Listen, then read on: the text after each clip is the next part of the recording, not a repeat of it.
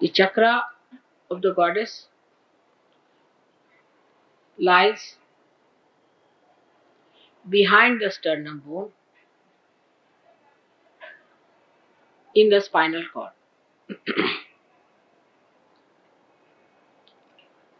This chakra is placed above the Bhavasagar, above the void, as we call it in Sahaja Yoga. And the bridge that has to be crossed by the bhaktas, by the seekers, is guarded by her. She's the one, she helps her children to come through that passage when there are negative forces trying to attack on a seeker.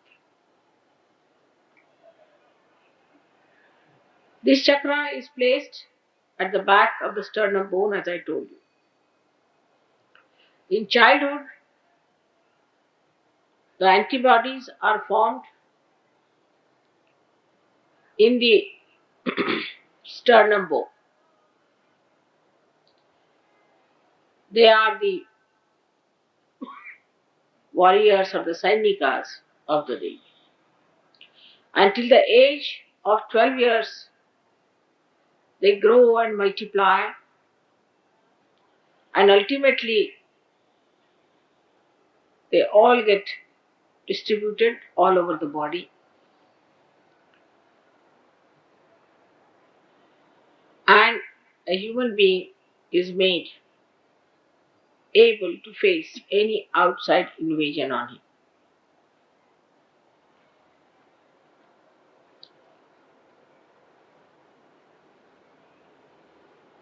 These antibodies know how to fight. They are extremely confident and they know who are their enemies. They have all these messages built in themselves. So when the anti-God element enters into the being through any process, say through food, through words, through action, through devilish people, or black magic, these antibodies combine together, collectively fight the invaders.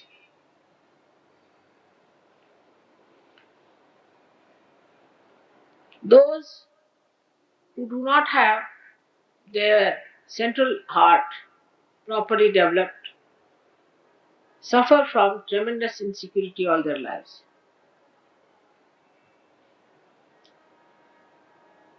When they are children, you try to control them by frightening. These children later on become extremely insecure. They are afraid of darkness, they are afraid of night, some of them are afraid of everything. Because the antibodies that are built in the body are not sufficient in number. And being this center so weak,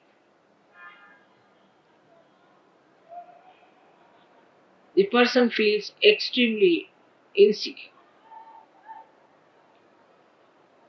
Later on in life, when the child goes to the school or he tries to work,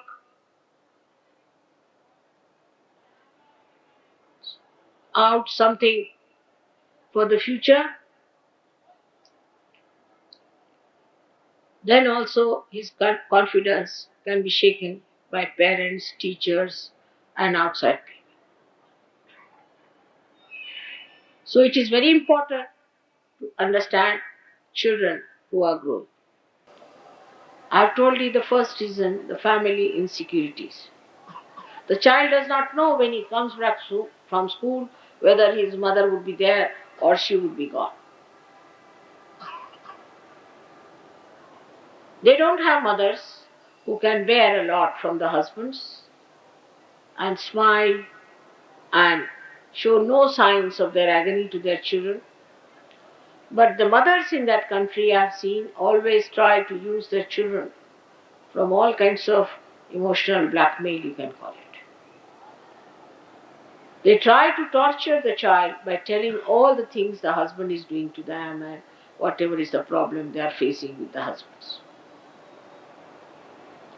So the child is not secured by the mother, but on the contrary, child starts giving security to mother there. At a very young age it starts and the child becomes extremely negative and left-sided. He feels that he is born in a place full of hatred, insecurity and fear. When the bhaktas are born in those countries, they are also the same way.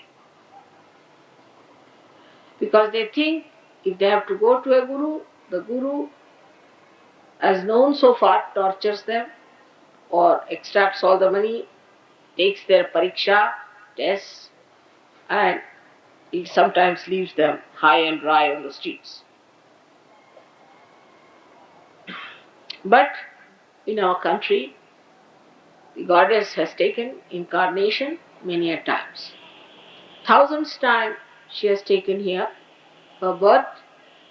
Whenever the bhaktas called her, when they are pestered by the negative forces, she came on this earth to save them.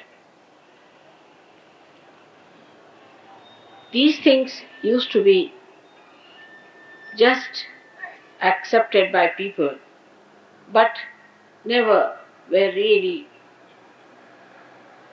accepted in their hearts. People thought these are some sorts of mythological stories that the goddess came on this earth and she tried to save the people. They could not believe that there could be a Shakti who could be born, who could fight these horrible Rakshasas and kill them and save her children, her bhaktas from agony.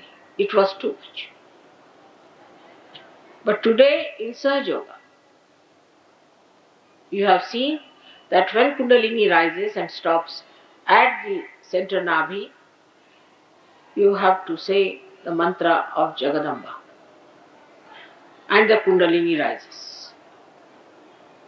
That means she resides in the center heart, and when she is being worshipped, the Kundalini rises. This center has got 12 petals, but the goddess has 1,000 hands and 1,000 eyes. She has 16,000 nadis to work out her different aspects of enlightenment. But the first thing she has to do, through her generosity and kindness and compassion and patience, she has to suck in the sins, the papa vimochini, the sins of human beings. One of the sentences in Bible was, wages of fear is sin. Or you can put it the other way round, the wages of sin is fear.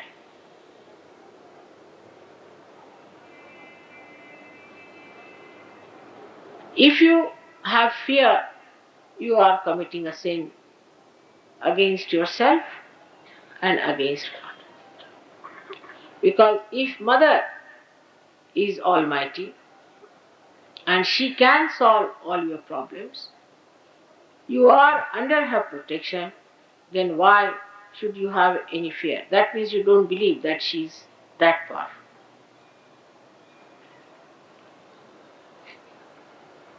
When a person is frightened, this center start breathing fast, giving rhythmic instructions to all the antibodies. With that, you feel you are getting a palpitation in the heart. This palpitation is nothing but a signal to all the antibodies to fight the emergency of an attack. So, the right side of every human being represents the fatherhood. The fatherhood. And the fatherhood of a man is very important. If this center is spoiled or if there's something wrong with it, then you get asthma as a disease. Asthma is only caused by this center being spoiled or some other combinations with this center. Asthma is very common among girls and boys, and the relationship with the father or the understanding of the father or your own fatherhood is not all right, you get this trouble of asthma, and for that one has to ask the questions to the sadhakas what sort of a father you have. And one gentleman came and asked me, why everybody is asking me what sort of a father you have, what sort of a, everybody asked me, what about your father, what about your father, what has my father to do with me? Actually, everybody feels the right heart and they have to ask about the father, because father resides in the right heart, and the principle of fatherhood, if it is spoiled, if there is a problem with the principle of fatherhood, then you get this problem and many other problems, which I do not want to discuss now at length. But you can understand a person who has no father, how diffident he is and how he behaves. And also, such people, those who have not known a father, can become very wayward, licentious, or permissive, or could be very much secretly licentious. The people who lose their father do not have that they lack in that discipline that the father gives. Or could be such people could take to a very remorse and unhappy life, or they could be very hard on their children, or could be extremely kind and spoil the children. It could be anyway. So it has both the reactions, either too much of love giving or too much of strictness. It can be anything, or a person could be of this kind, may be very strict in childhood and could be extremely lavish in old age. It is a very imbalanced personality. So the person who has no father has to know that his father is Sri Rama. He should not worry about anything. He is a one with one arrow he can kill any number of people. So he should have no fear at all about his father not being there or father being dead or something happening like that. On the contrary, if the father is dead, it's better to tell him not to worry about you and that you are all right, so that you leave your father in peace and ask him to take his birth than to bind him to this earth. This is the right heart, and the left heart is the mother, actually your own mother, whosoever it is. That is the motherhood, in the sense that if your mother has been extremely unkind and extremely funny, or your relationship with mother is bad, then know that there's something wrong on the left hand, which is indicated in you.